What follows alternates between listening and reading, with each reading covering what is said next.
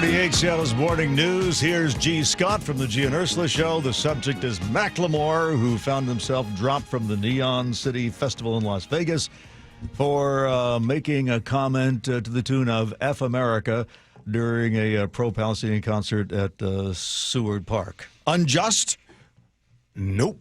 Freedom of speech is not freedom of consequences. That's right. Macklemore, as you all know, is one of the co-owners of the Seattle Kraken. He joined that ownership group back in 2018, even though the Kraken didn't debut until 2021-22 season. We all know about the NHL Kraken. We know about their ownership group, and we know about the culture, well, at least I do, about the culture of the Kraken. It has been fantastic. It is first class. Macklemore happens to be a part of that organization. The next part is 2012, the thrift shop. I mean, Billboard's Top 100. It was good. The heist can't hold us. It was just a cultural phenomenon that was going on. Even you know that song. That's right. If Dave Ross knows your song. Got $20 in my pocket. Wow. Wow. Yep. Sully, do you know Macklemore? Yes, one of the most overrated rap artists in history. Okay. Who's rating him high? Well, I'm just saying, I never got the appeal. He had like a half a good song. So anyways, but Sully, he was able to jump into the hip-hop world and just go crazy, even though if you go top rappers of all time, he's nowhere near the top 100. No. He got 4 Grammys during that time. Also has come out and has admitted his alcohol addiction, his relapse. As soon as 2023, he told Jimmy Fallon that during COVID he relapsed because he wasn't able to go to AA meetings. First of all, shout out to anybody that is battling and going through recovery. I think that is awesome. I am not talking down all that. With all of that said, you want to get mad at your wife? That's cool, but you can't say F them.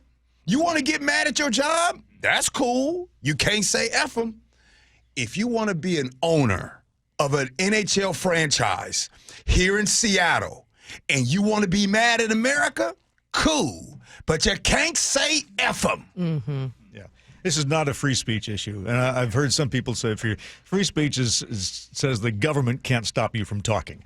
But even that's not true, because if you're this comes close to fighting words for some people, and that's also something not protected by the Constitution. So you have to take responsibility for what you say. So I know probably you guys are like, gee, you came in guns a-blazing on this topic. Let me tell you why. Because I thought this topic was over with yesterday. I thought that this was a no-brainer. Yeah. And then I get on social media, and then I'm starting to see people, well, what have you, whoa, stop the press. This dude, Ben Haggerty, has had life in America good. It ain't on no F America. Now, have I been mad at America? Yes. Have I been mad at you, Colleen? Hell yeah. Yeah. But I'm not getting on my job saying F Colleen. Yeah, I hope not. I would never say that about you, too. But you're right. This comes down to you're not free from consequences. And, it's not about support for Israel, for Palestine. I know he's, really talking about the war in Gaza, and that's an important aspect when you're trying to protect civilians in a war. But again, that phrase, it says something to people, and there's consequences for that. Hey. And sports is about bringing people together. So they're in a tough position, the Kraken. And who else is he part ownership with? The Sounders. Yeah, it's tough because I'm quite sure. I wonder if the Kraken was like, okay, let's see if this topic is over tomorrow. Because all I said yesterday was like, man, you can't say that. That was dumb. You just can't do it.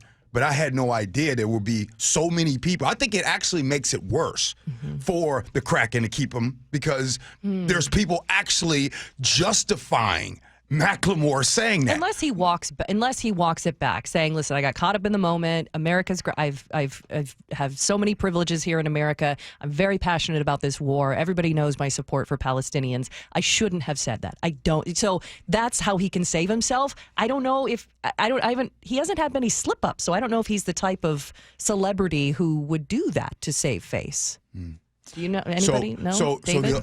Yeah.